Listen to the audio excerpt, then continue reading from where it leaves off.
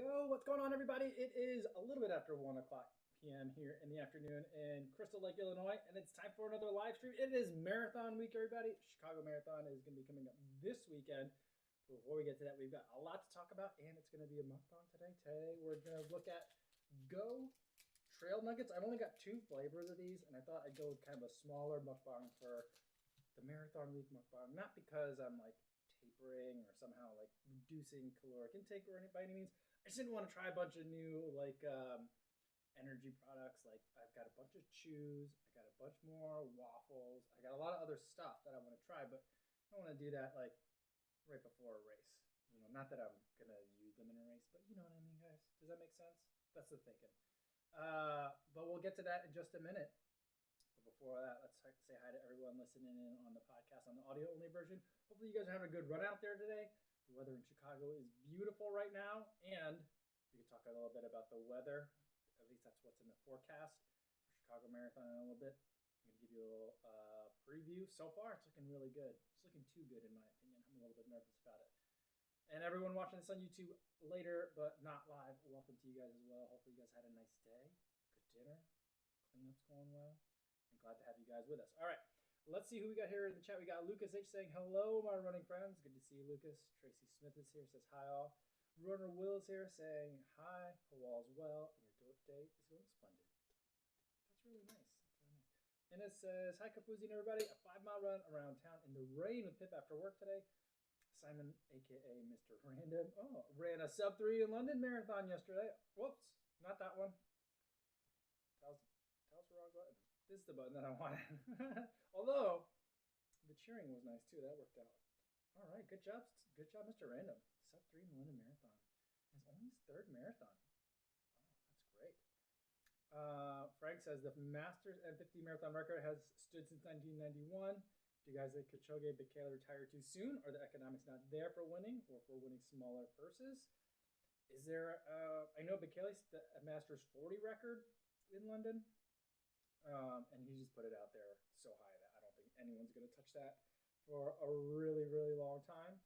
I don't know that he gets any extra prize money for setting a Masters world record. But who knows? Abbott's really going after the Masters market, which makes sense because most of the like marathon majors participants, I would say, are not maybe most, but a lot of them are in the Masters category.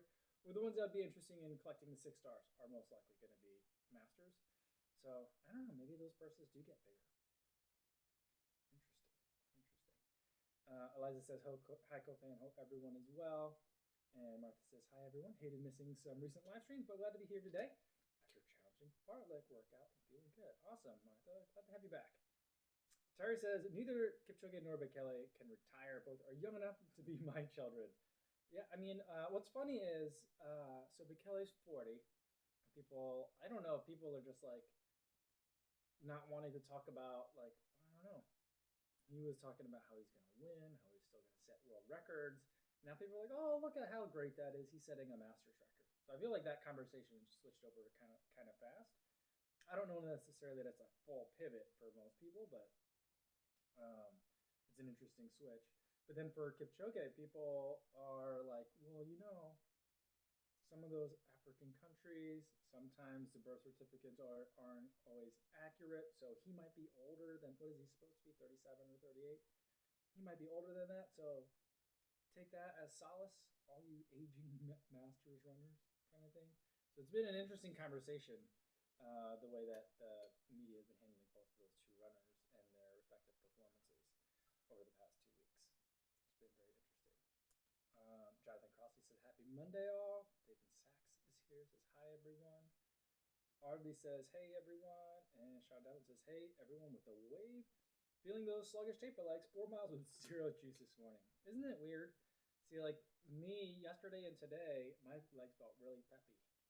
And I was like, nope. You know, this always happens during a taper for me. Is I'll have a couple of days where I feel really good.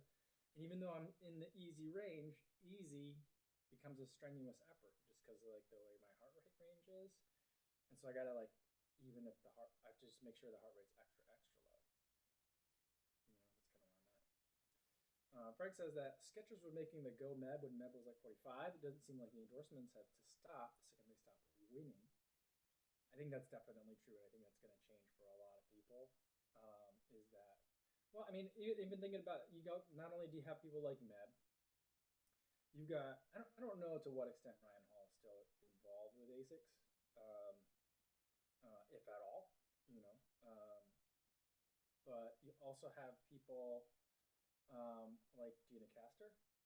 I mean, she's involved in a different way because her husband Andrew is a coach of Mammoth Track Club, and they're both involved in Mammoth Track Club, and so they're involved in different ways as well. But I think that like just because an athlete is like retired from running doesn't mean that they're going to be done. In terms of sponsorships and working with brands and being brand ambassadors and things like that.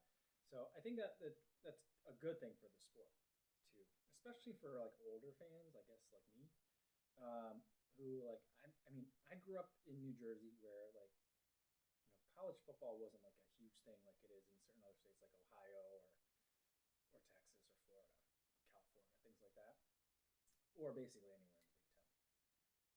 And maybe that part of that's because of my growing up in an immigrant household too, but I don't know.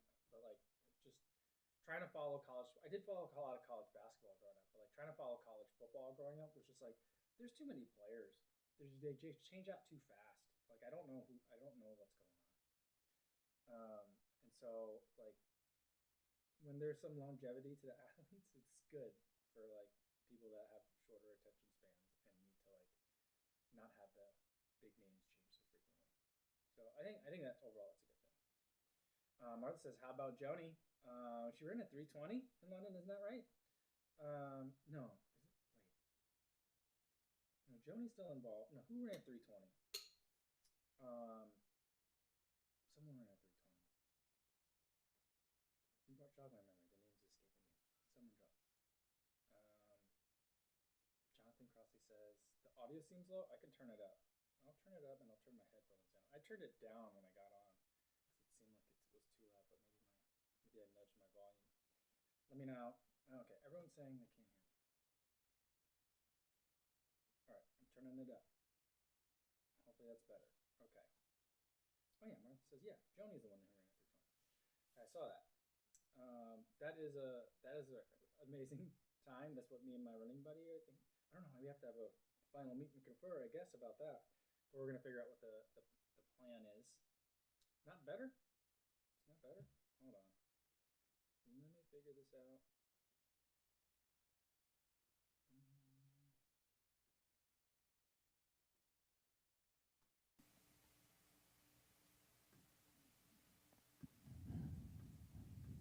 How's this? Is this it?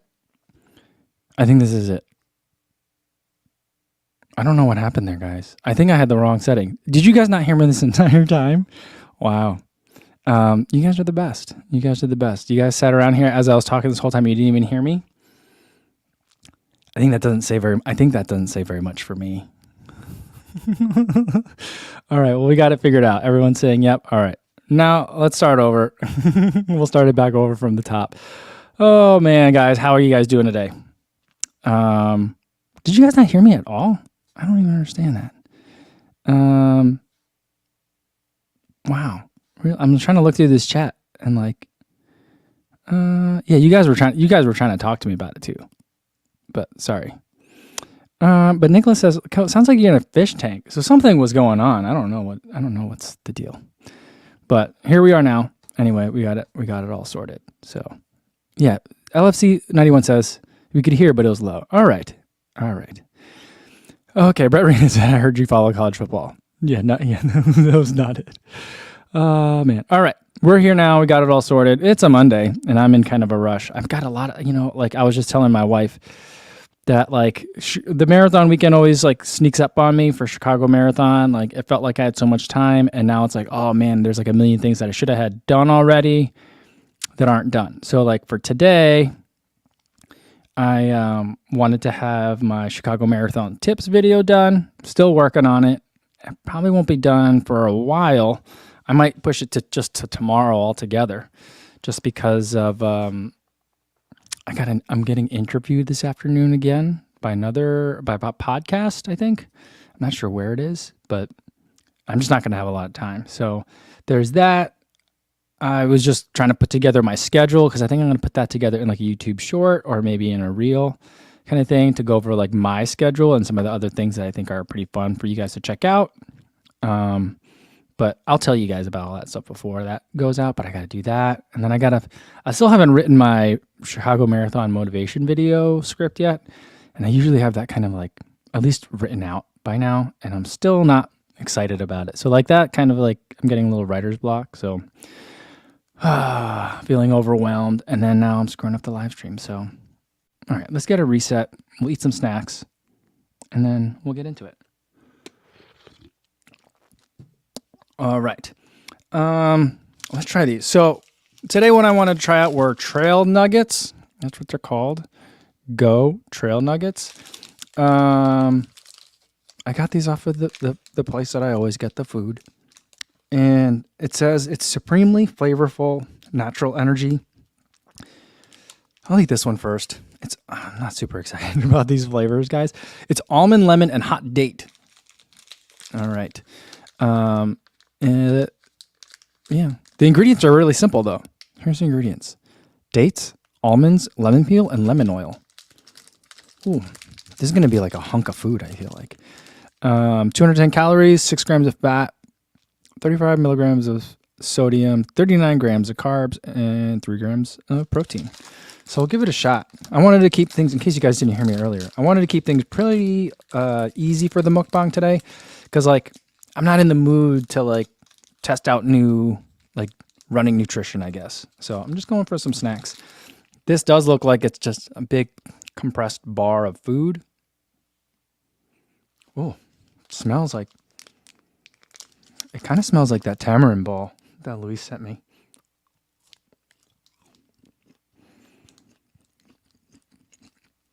It tastes like I'm eating a lemon rind.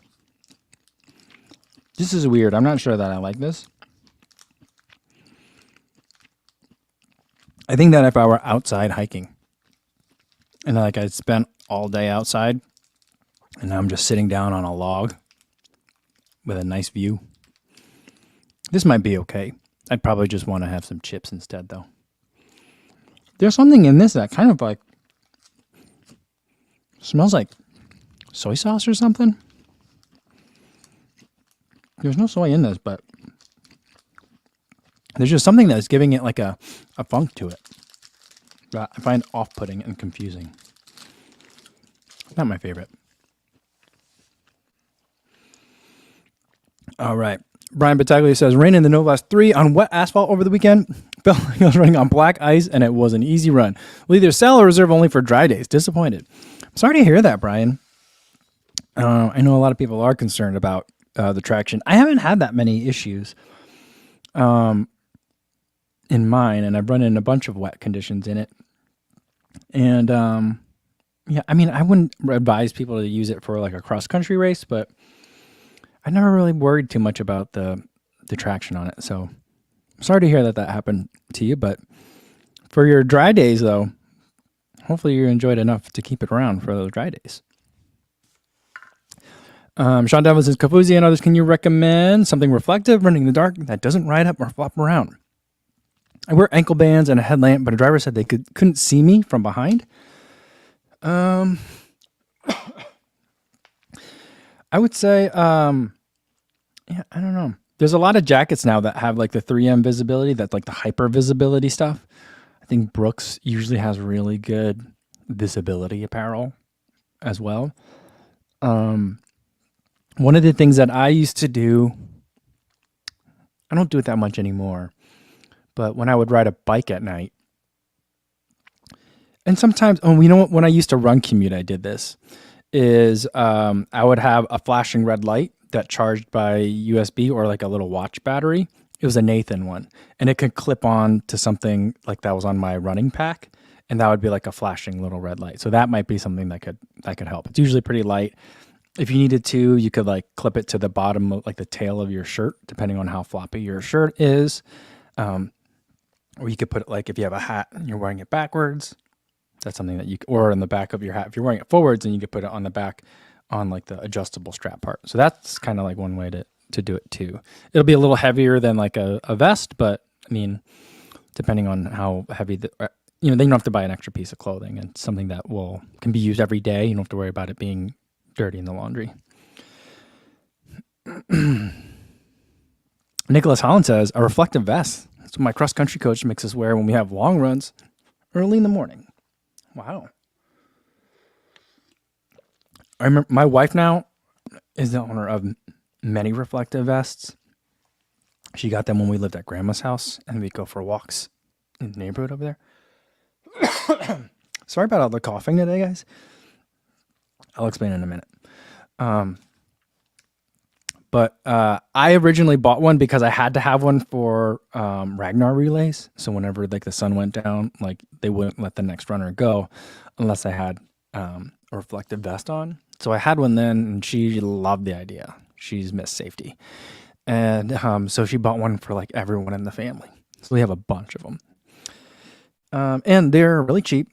They're easy to go on. A lot of them, they have Velcro like around the waist too, so they won't flop around. So like, just like a safety vest, like a mesh one with like the silver metallic strips also work really well. All right, and it says, now that we have sound back, can we get that cowbell again for Mr. Random? Oh yeah, here we go. Good job, Mr. Random, on that sub 3. And I'll give him one of these too, since the first time I messed it up and gave him one of these.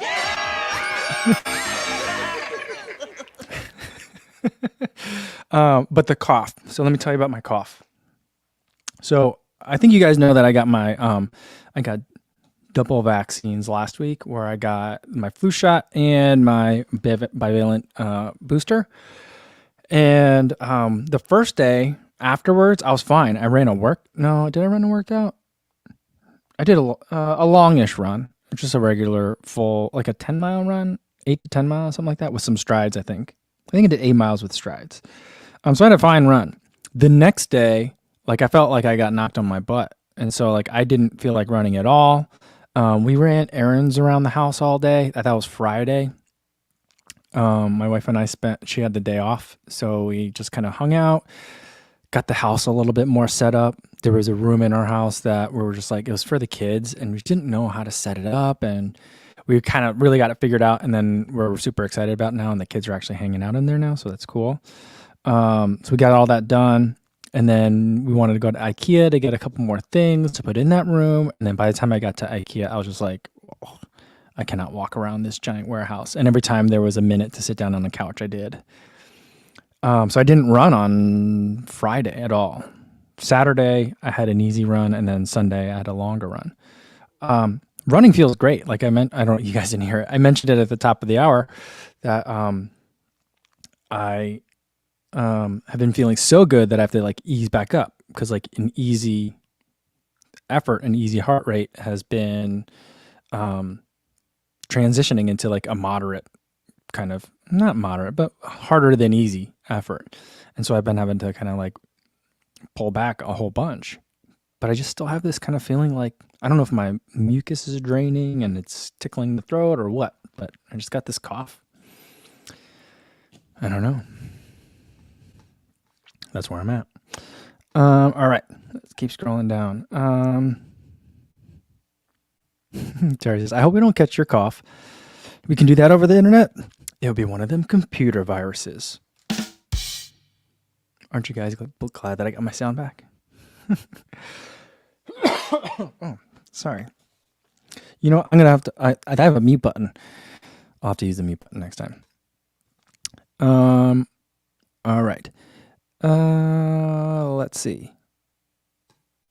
Asiku Herrera says, I need your help, Co. I got a 200 miles old New Balance 1080 version 8 secondhand shoe.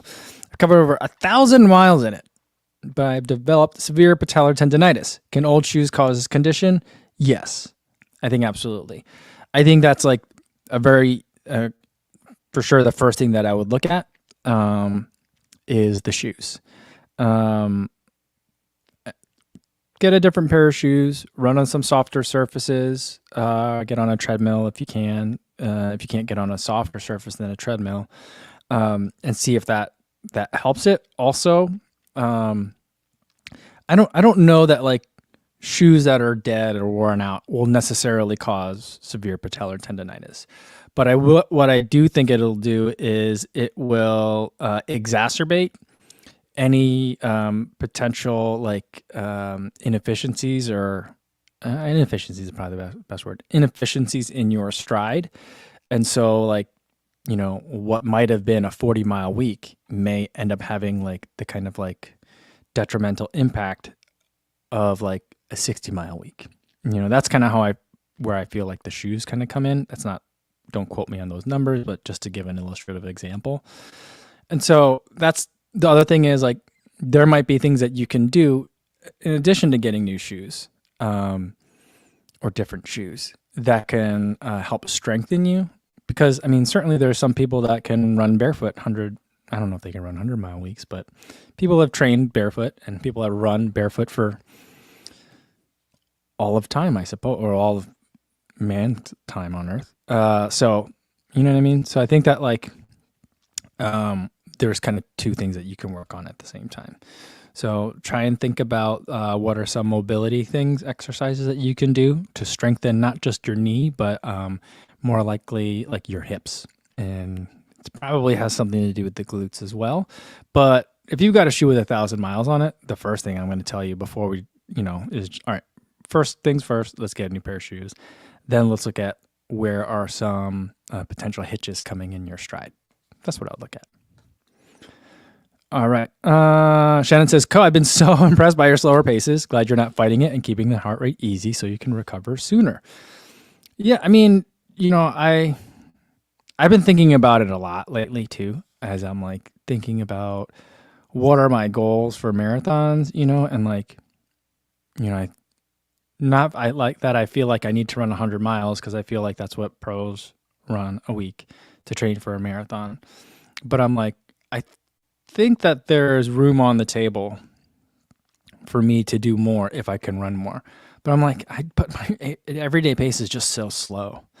And so I'm like, it's going to take so long to run like 80 miles a week regularly. If most of those miles are at my easy pace, which is like 9 minutes to 9:30 per mile. It just takes forever.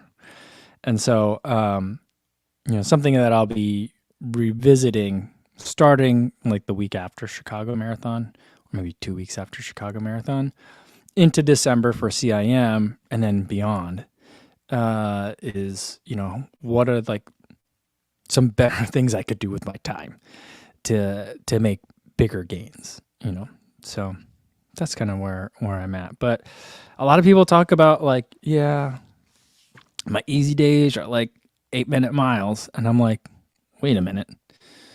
Like your marathon pace is what? I'm like, my marathon pace is 6:50 and I run 9 minutes to 9:30 for my easy runs. What is your easy pace? So like, I just kind of be like, I'm not trying to be like a speed cop and slow everyone down, but I'm just like, it's okay to run slower. It's totally fine. Jackie says, hey, Mike, looking back at Chicago 2019, how did you overcome the leg seizing up problem? Was it really strength or you didn't have the miles or fitness at the time? I think it was two things. It's like a lot of it was sweat. I was just sweating a lot, and like losing a lot of salt. 2019 was a little bit chillier, so it wasn't like really apparent that I was really that hot, but like that combined with I wasn't really fit enough to run the times that I was hoping to run, so I just ran out of sugar. So that's kind of what that was. So if you're trying to, if you're like really the pace, 3-hour marathon pace for me was really something that I could only apparently hold for about 2.5 hours. And then I still had 6 miles left to go. So I think that's kind of like the problem. Or maybe longer than that. I don't know how long. I held it for like to mile 19 and change, maybe mile 20. And then after that, everything just kind of fell apart. So that's really what was going on there. So it's just a matter of I wasn't strong enough to use that. I use that metaphorically speaking. I wasn't fit enough to be a little bit more precise to run 650s for an entire marathon, but I tried anyway. And then eventually your muscles just give up. I think another part of it is, I just didn't know what it really takes mentally to be able to push your body past certain points, but also like once you dip below what your body has energy stores wise, mental part can only take you so far still, or at least for like normal humans like me. I'm not Goggins or anything, So that's kind of what I think it was. Like the fitness wasn't there. I really wanted it to be there. It wasn't for a lack of wanting. It was for a lack of, I just didn't have it in my legs that day. In my opinion. I could be wrong on that. All right. Affluent Journey says, I got my new Speed 3s, white and gum from Saucony for 150 before they saw their mistake and then raise it to 170. There you go. 12 miles today. No problems. That's great to hear. I wish I could say, I keep wanting to reach for the Speed 3s and think like, right, maybe today it'll be better for me. But I still just like every time I reach for it, it gives me a literal pain in my foot. Same thing happened with the Triumph 20s. I ran in these yesterday, 14-mile run. This shoe was fantastic. I absolutely love what they did to this shoe. It's so good. There's so much foam in the forefoot, which I'm really enjoying. And it's definitely a much airier, springier, less dense version of Power Run Plus that's in this shoe this year. And it's really, really good. But at mile 9.5, I started just developing that same pain in the right foot that happens to me when I spend about 10 miles or so in the Speed 3. And it's just those shoes where that happens. So it's a real bummer. I don't know what to really chalk it up to because, this marathon build was short. I didn't really do a long or a full marathon build by any means. And so everything's still pretty fresh. So it's not like, I'm really beat up at the end of a cycle. I think it's just there's something about the shoes that aren't agreeing with me. And that's what's happening. So I'm still going to give it a lot more tries because I love what they've done with it. The upper is far less puffy than it has been in the past. I don't know about compared to maybe 19. 19 was pretty restrained. But I'm thinking compared to like the 17 or the 18, this upper is a lot more just like a normal shoe. It's really good. And, the whole time while it was good, like the first 9 miles, I was like, why can't Adidas make this shoe? They should be able to make this shoe and give it a knit upper, with their prime knit.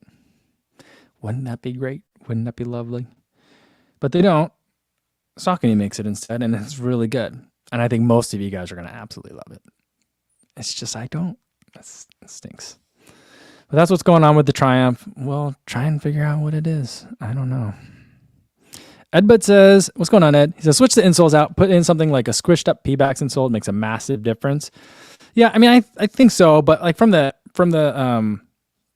reviewer's perspective, like then it's just like, I don't know. Is that cheating? Because I think that for it to make a big enough of a difference, it has to it would really change the nature of the shoe. I think the insoles do make a pretty big difference. CV76 says it's my Morton Aroma.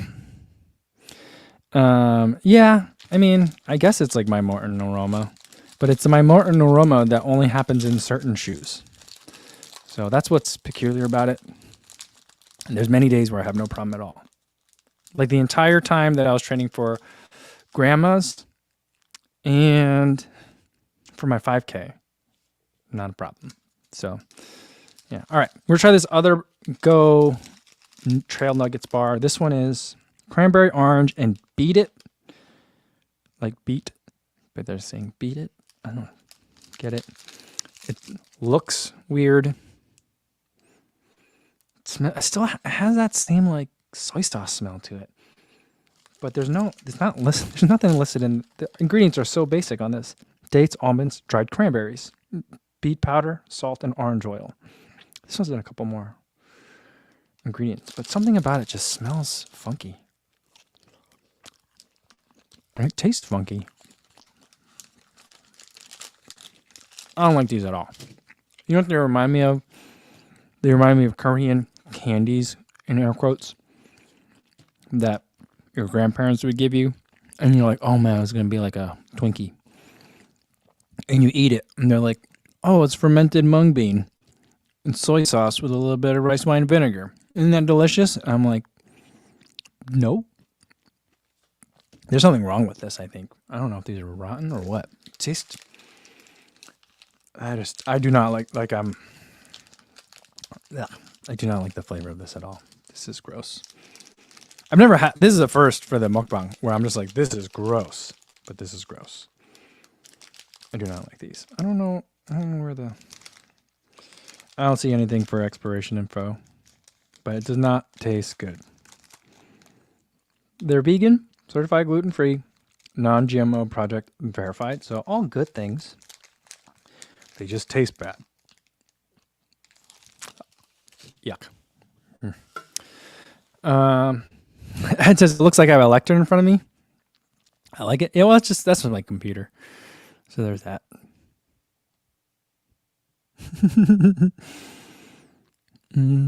I'll leave it up. There we go.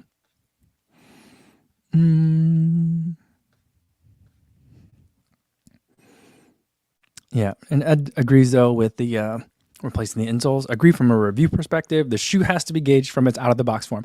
You know, I'm glad you say that, but you're the one that's always cutting up shoes, Ed. So I'm like, well, I know, but it's not like you're not telling people when you are tinkering with the shoes. So fair enough. But yeah, so people have been saying that, and I'm like, you know, I used to have this aftermarket pair of Roadrunner Sports insoles, and like they molded them to my feet. There's this whole process that you do, and they cost like $80. They did not make it between the move from Chicago to Crystal Lake. Because I was like, I just don't use them, because if I am going to put them in a shoe, then I feel like a lot of times you're still just feeling the insole and not the shoe. So I'm like, I don't like these.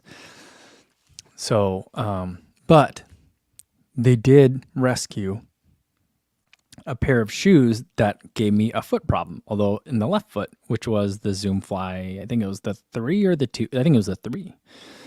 So that was helpful. And some people are like, it's because the insoles are bad. That's what hurts your feet. Because when I put in a different insole, it solved the problem. And I'm like, just because something fixes it doesn't mean it was the problem. You know? I don't know.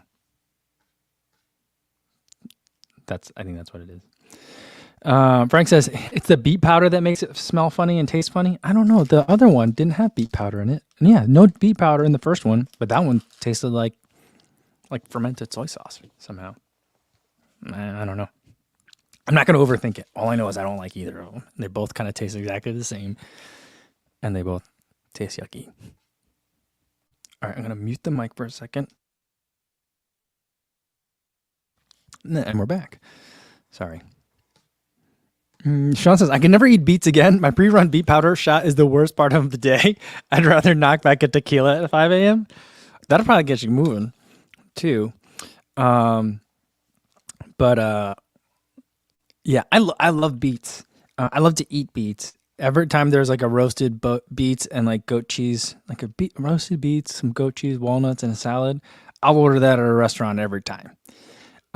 Because they're a simple food to make, but they just make your kitchen so messy. So I never end up buying them or cooking them myself. I love them. I think they're delicious. I think how beets show up in like nutrition supplements is uniformly disgusting. And like no one's doing it well. And so it's just always gross. It definitely ruins the food for people. I love beets, and I still don't like beetroot powder stuff. It's just gross. That's also gross. Yeah. Martha says, my trail is littered with bear nuggets at the moment. They're in hyperphagia, which means they're just stuffing themselves before winter. Ooh, that's got to be a little terrifying, though. Because it's like, it means that they're on the prowl for some food. So you got to be careful. And you got to watch what you're stepping in. So there's a little bit of that, too. Ed Bud says, back to the lecturing days, Mike. Do you miss it? Yeah, I mean, I do and I don't. I think that all the things that I really liked about lecturing or teaching, I'm getting like through social media in a lot of ways, you know? And so like I'm getting a lot of that stuff out through like a shoe review or when I'm breaking down like a workout or a race. So I'm getting a lot of those, like, that itch is scratched, I guess. So I don't really miss it. I don't, like, academia is, I don't know what it is. There's something, it's not any one institution. Culturally, it's a place for people that love school, where everyone that's there makes school not fun. Like academia should be a great place for teachers to be, but the other teachers make being a teacher not fun sometimes. And I don't know. And I mean, I think it's probably very different if you're teaching not at the postgraduate level. But I don't know. Academia, both when I was an adjunct and when I was a researcher, both ways of looking at it. Like in a research lab, like there's lots of weirdnesses in those cultures. A lot of, I guess, friction, you would call it, from an economics perspective. That just makes it not fun a lot of time. So I don't miss any of that stuff. All right, Ethan Brown says, managed to make a 19-minute PB at the Melbourne Marathon this weekend. Awesome. 3:26:11. Congratulations. The Metaspeed Skyplugs worked a treat and even managed a minute negative split. That is fantastic. Great job. Good job, Ethan. That's really cool. That's really, really cool. Great work. Let's see. It says, I hate beets. My Russian ancestors are rolling over. You don't like them? I mean, I can understand anyone not liking beetroot powder, but beets are delicious. They're highly underrated. Just don't ask me to make them in my own house.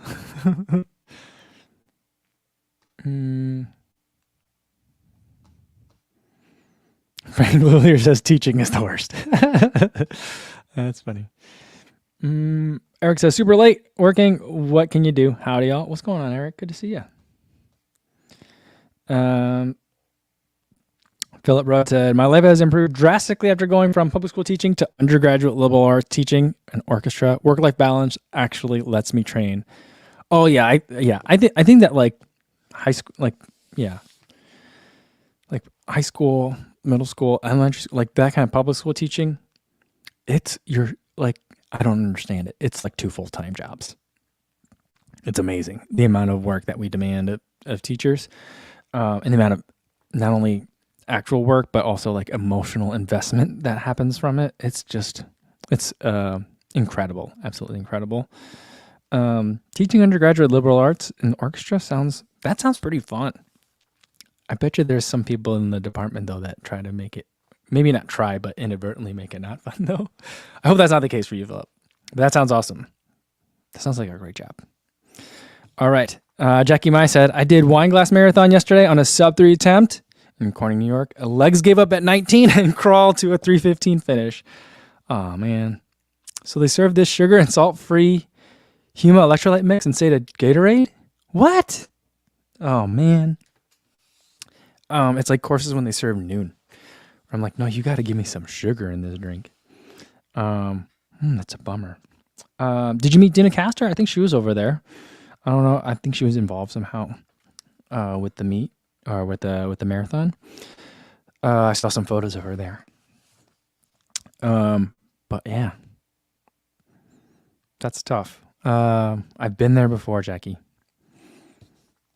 But yeah, I think that the nutrition can definitely be a big part of that too. Eric says, just improved my half marathon time, about 90 seconds compared to last year. Awesome. I'll give you a cowbell for that. And compared to last year, felt good just this past Saturday. Fun times in Colorado Springs. Awesome.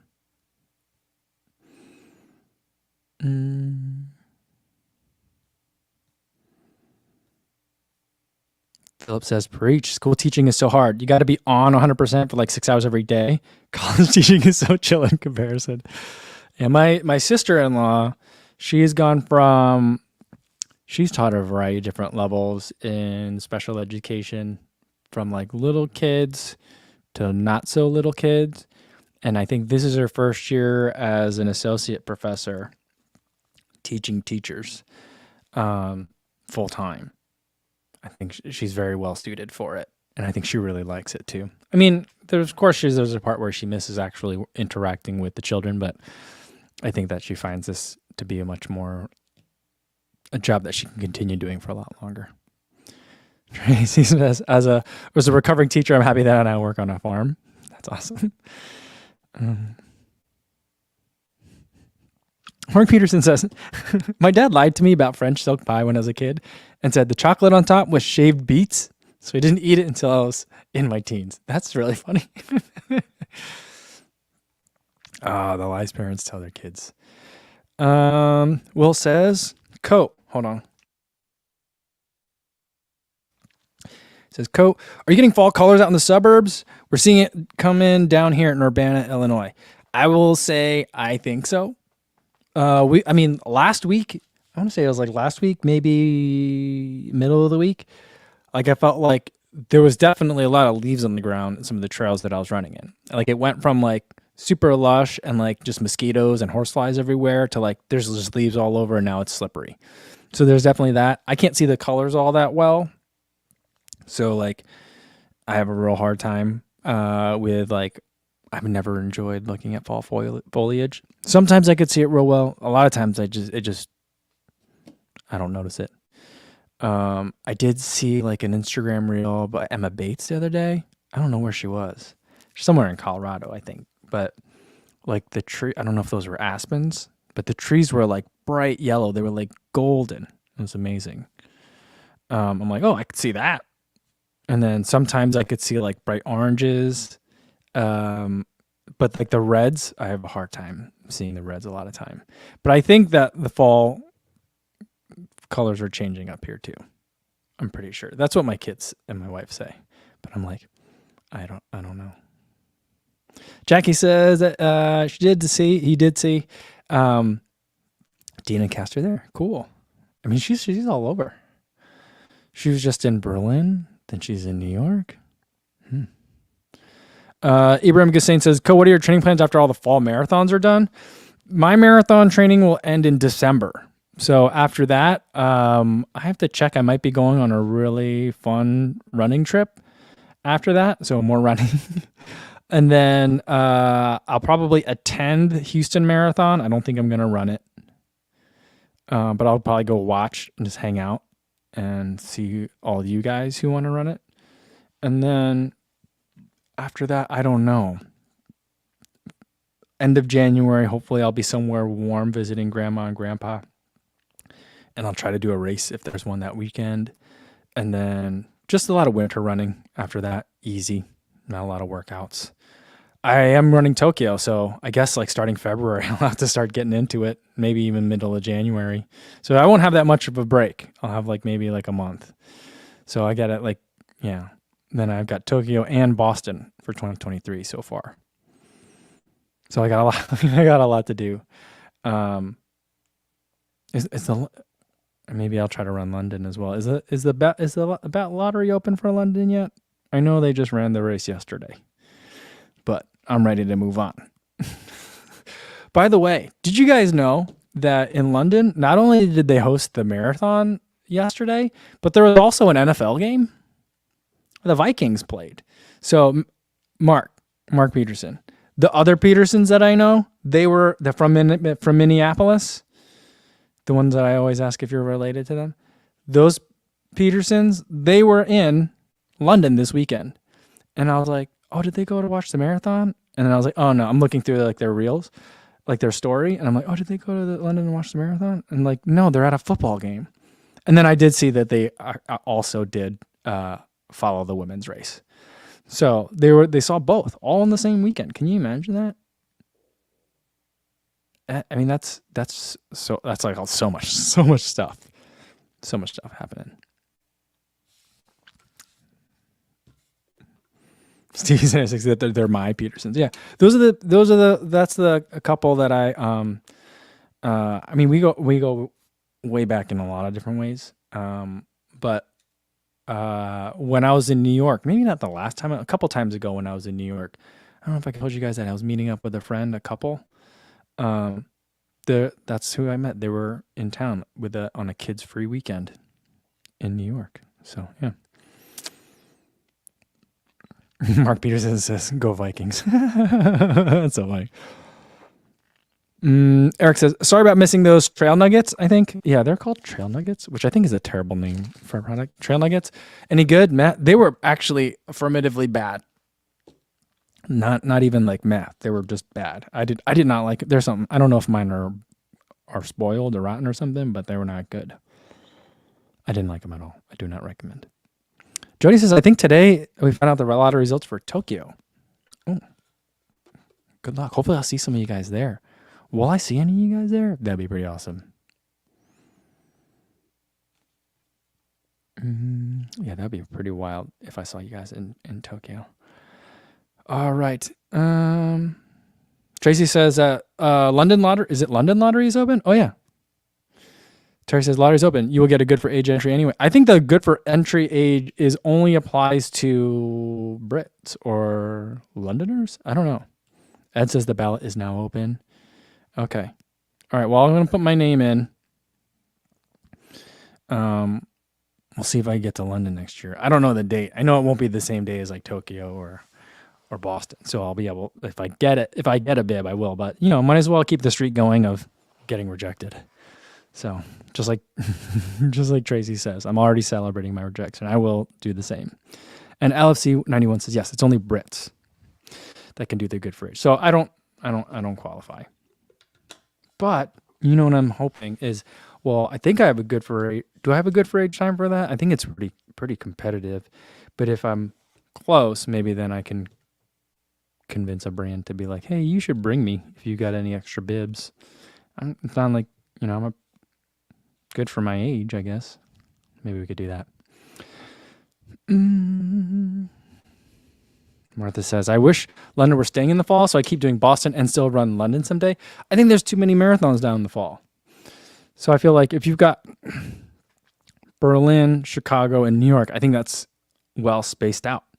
And then earlier in the year, you've got Tokyo, London, Boston, right?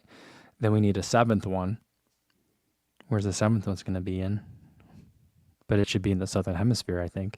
So that way we can put it in one of the seasons where we don't currently have a marathon, maybe. That's where I think it could go. Yeah, that's what I'm hoping. But I'd like to run it someday. Who knows when that'll happen, but we'll see. Elliot is back. Elliot Kipchoge is back. He says, thanks, Kavuzi. My next challenge is to race David Goggins at the Battle 135. Not the 270. All right. Mika says, the Paris Marathon is pretty nice in April. Been thinking about running it some year. Yeah, this year, I think it's 2 weeks before Boston. I think it's pretty close, but that's doable. I mean, assuming you're not going to run hard for either one, but definitely doable. That'd be one that I would really enjoy bringing the family to, because then it'd be like, all right, I'll do marathon stuff and then we'll hang out for a couple of days. And that'd definitely be one that I wouldn't want to like try to PR in, because it's like, I'm going to want to walk around Paris for like a lot. I don't want to be in like have post-marathon legs and try to visit the city. It's been, probably almost 20 years since my wife and I have been to Paris. That'd be nice. All right. Anyway, I think that's a good place to leave it for today, guys, because I got to get ready for this interview coming up in about 10 minutes. But tomorrow, I'll have that Chicago Marathon tips video ready for you guys, although I think it's stuff that we've all talked about here before, so it won't be new to you, but in case you got anyone else that's going to be running Chicago for the first time, that'll be a good one to share with them. And then I'll see you guys for Trivia Tuesday. We'll figure out a game that we can all play together, hopefully have some laughs. All right, same time as today, 1 p.m. Central Time, and hopefully I'll see you then. In the meantime, be safe out there, everybody. Thanks.